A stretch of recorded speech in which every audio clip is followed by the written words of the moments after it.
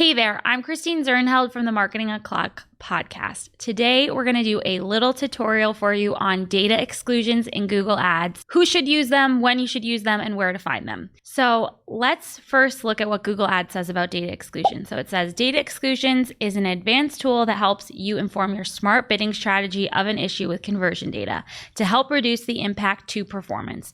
So these are specifically to anyone who is using smart bidding. That includes eCPC, and that's basically everyone who uses Google Ads these days. So these are a really important thing to know about for advertisers. And when you're going to want to use them, Google Ads gives examples are when you experience tagging issues on your site, website outages, or data import issues. So basically, if something went tragically wrong in your account, you didn't have time to pause ads, or you weren't made aware of the problem in time to pause ads, and you want to go back and tell your smart bidding strategies to ignore those dates, ignore that data, and not learn from them. So an example of a time I used one really recently was we had a tracking issue in one of our accounts.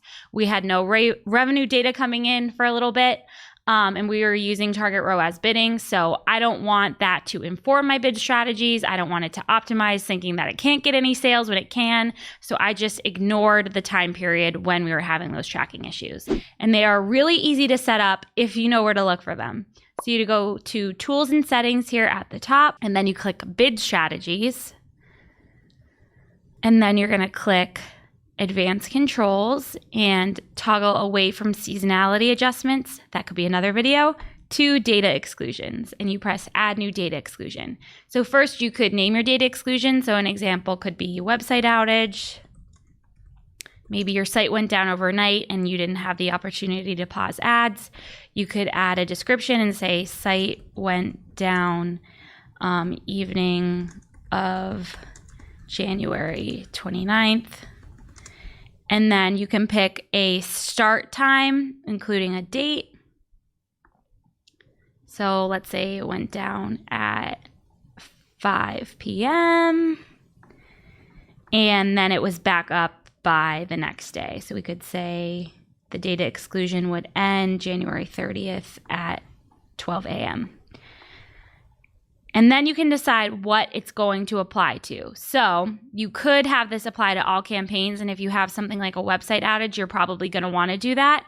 Or you could select specific campaigns. And an example of why you might want to use that is I work in lead gen, and we have Performance Max campaigns, and sometimes they get attacked by bots.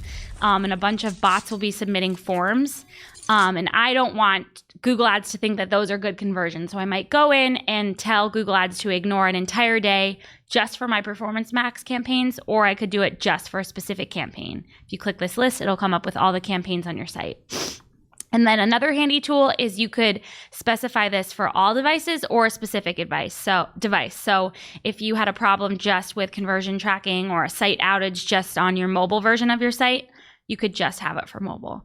And then you just click save, and it's going to save to your account, and Google Ads will ignore whatever time the data exclusion applies to, and your smart bidding strategies will not learn from that.